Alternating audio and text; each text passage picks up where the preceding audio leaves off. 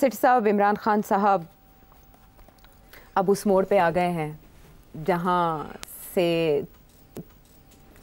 अब पता नहीं चल रहा कि वो डील से आए हैं या बगैर डील के आए हैं, लेकिन सभी सोच रहे हैं कि इमरान खान साहब क्या करने जा रहे हैं और वो जो नवाज शरीफ साहब पहले कर चुके हैं फिर उस पर उन्हें ब्लेम करना गलत होगा।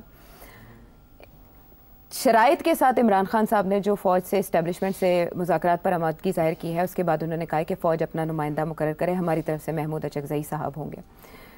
तो आप बताएं, आपने तो पिछले एपिसोड में बाकायदा इस बात की तस्दीक कर दी थी कि ऐसा कोई सिलसिला चल रहा है, तो ये सिलसिला कामयाब भी होगा?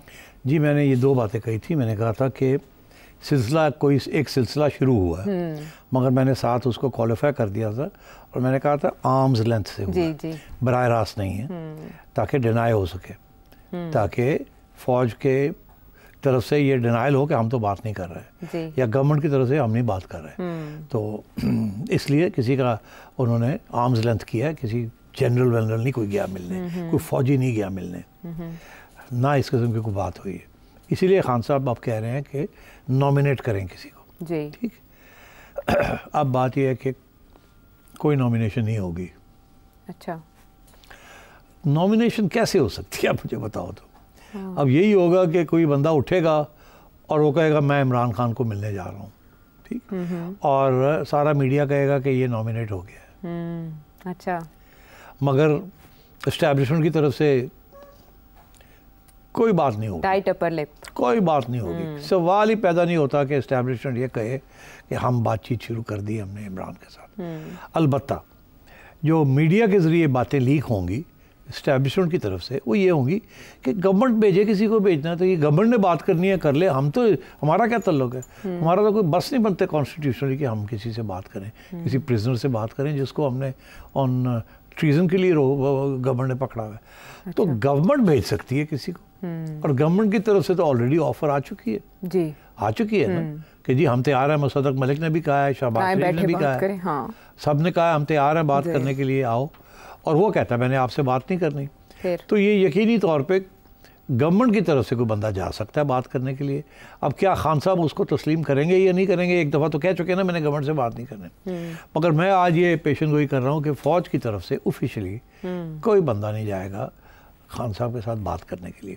अलबत्ता वो ये ज़रूर कहेंगे कि हमें पावर्स दैट बी की हिमायत है कि हम कोई बात को आगे बढ़ाएं, मगर फ़ौज की तरफ से ऑफिशियली कभी एक्नॉलेजमेंट नहीं आएगी कि हमने किसी को भेजा है, पहली बार। अच्छा। और वो जो भी होगा वो कहेगा मैं गवर्नमेंट की तरफ से आ रहा हूँ, ठीक। अच्छा, ये देख।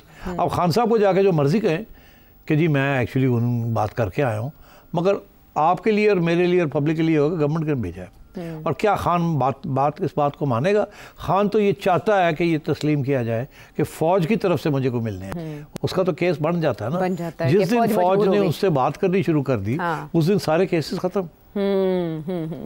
लेकिन अभी तो बन रहे हैं ना, अभी तो बन रहे हैं। तो इसलिए कोई चांस नहीं है कि खान साहब का ये डिमांड कि फ़ौज की तरफ से कोई उनको मिलने जाए और बात आगे बढ़ाए, नंबर एक। ठीक है। नंबर दो, वो जो ये कह रहे हैं कि जी हमारे सियासी प्रिजनर्स को छोड़ें आप, ये बिल्कुल हो सकता है।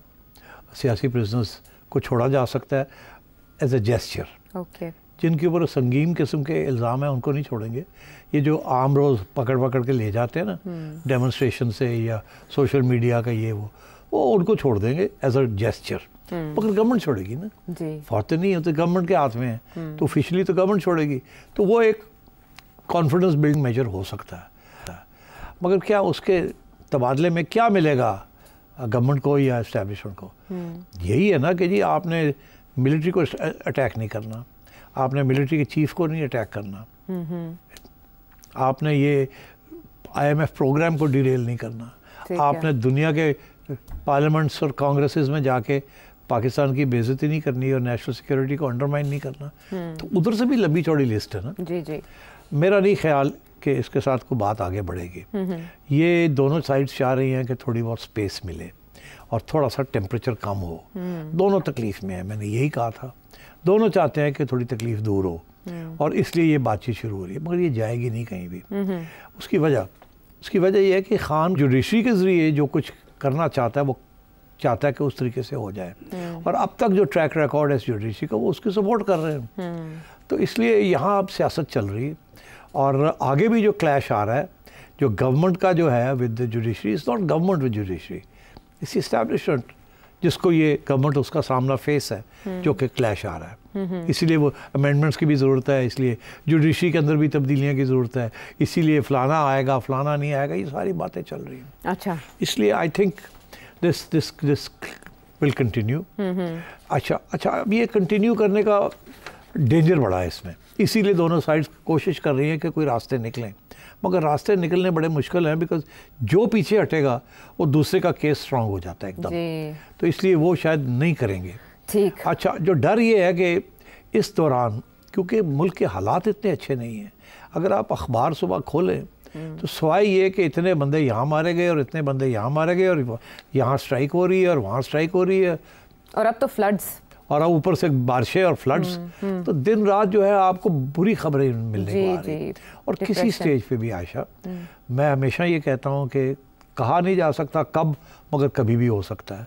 वो a single spark can light a prairie fire, meaning एक चिंगारी, एक किसी ने यहाँ छोटी सी आग लगी, आप समझेंगे तो कोई गाली को नहीं, कोट मार के वो बुझा दो, वो आग फैल जाएगी, फैल सकती। हाँ, लेकिन सिर्फ सब माजरत बात काटने के लिए, आप इनके इस जेस्चर को, जहाँ पहले एक जमूत था और दोनों इंतहाई पोजीशन लिए हुए थे, आप इमूवेबल फोर्स की बात करते थे और दूसरी तरफ दूसरी फोर्स जो टक्कर ले रही है, इमरान खान साहब के रवैये में इस लचक को आप भी शक की निगाह से देखते हैं? जो इल्ज़ामात आयद किए जा रहे हैं कि पीटीआई के ऑफिस पर छापे के दौरान उनके ताल्लुकात साबित हुए हैं रऊफ हसन साहब के रॉ एजेंट्स के साथ, आप समझते हैं कि ये उस दबाव का नतीजा है या ये लचक जो है वो सिर्फ सियासी अमल को समझने का नतीजा है? देखिए, इमरान खान को भी बड़े लोग कह रहे हैं कि आपने जो अटैक की हुई है एस्टेब्लिशमेंट के ऊपर, ये काउंटर प्रोडक्टिव हो रही है।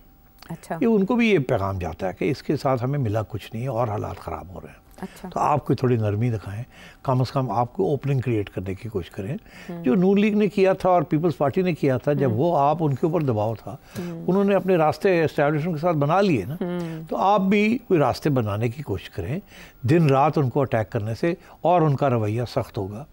तो ये बात है, ये नहीं है कि जी रऊफ को पकड़ा है या ये किया है या कोई इसमें गद्दारी की एविडेंस निकलती है। इस वक्त आप इमरान खान और उसके साथियों के ऊपर जो भी इल्ज़ाम लगाएंगे, किसी किस्म का भी इल्ज़ाम लगाएंगे, वो स्टिक नहीं करेगा और जुडिशरी उसको नहीं मानेगी, और आप जो मर्ज़ी कर लें ये जुडिशरी नहीं मानेगी। अच्छा। इसीलिए ये जो कानून इन्होंने बनाया, पहली मौके पे जुडिशरी इस कानून को उड़ा देगी। अच्छा, ये भी मेरी इलेक्शन एक्ट में जो तरमीम हुई, जी इलेक्शन एक्ट में चैलेंज होगा, पीटीआई चैलेंज करेगी जैसे बैरिस्टर और उड़ा देंगे ये। अच्छा, वो बड़े इसके कमजोरियां हैं इसके अंदर, जो कि वो उसकी वजह ये है फैसले पहले हो चुके हैं अब, और वो फैसले जो है सियासी फैसले। अच्छा, और ये पहले से भी ऐसे होता रहा, अब फिर ये हो रहा है, अब थोड़े बड़े पैमाने पे हो रहा है और एक पार्टी के लिए हो रहा है। तो इसीलिए मैं ये कहता हूँ ये बहुत बड़ी क्लैश है, और ये क्लैश इस पर गवर्नमेंट का कोई रोल नहीं है, it is establishment versus judiciary. और ये कहाँ जाके रुकेगी ये बड़ा मुश्किल है ये कहना, मगर इसके साथ बहुत कुछ हो सकता है, बड़ी ख़तरनाक सी चीज़ें हो सकती हैं। जैसे आप बार बार मेंशन करते हैं this is judiciary versus establishment, लेकिन इस एक्ट के बाद, इस तरमीम के बाद तो ऐसे लग रहा है कि गवर्नमेंट बाकी क्राइसिस छोड़ के अदलिया को बुल की तरह, बुल फाइट है उसकी तरह अदलिया से टक्कर लेना चाह रही है। वाई सो? नहीं, अदलिया से टक्कर नहीं लेना चाह रही। Then? अदलिया ने टक्कर ली हुई है सबके साथ इस वक्त। अब बात यह है कि नॉर्मल रूटीन में तो ये मामले जो हैं वो ऑन मेरिट, अच्छा, और आम तौर पे हमारी तारीख में जो फैसले हुए हैं वो टेक्स्ट के ऊपर होते हैं, रिटन वर्ड के ऊपर होते हैं, उसके ऊपर हेरा फेरी होती है। अच्छा, यहाँ तो उसके ऊपर भी नहीं हो रही, यहाँ तो बहुत कुछ हो रहा है। अच्छा, अब तो इसलिए मैं समझता हूँ कि इसमें ऑनेस्टली गवर्नमेंट को जो कहा जाता है वो गवर्नमेंट कर रही है। अच्छा, गवर्नमेंट को ये कहा जाता है कि ये करें, चैलेंज करें जी, इसको ये करें जी, इसको वो करें, वो गवर्नमेंट कर रही है। तो it's not the government that is on the front foot, it is the powers that be who are on the front foot.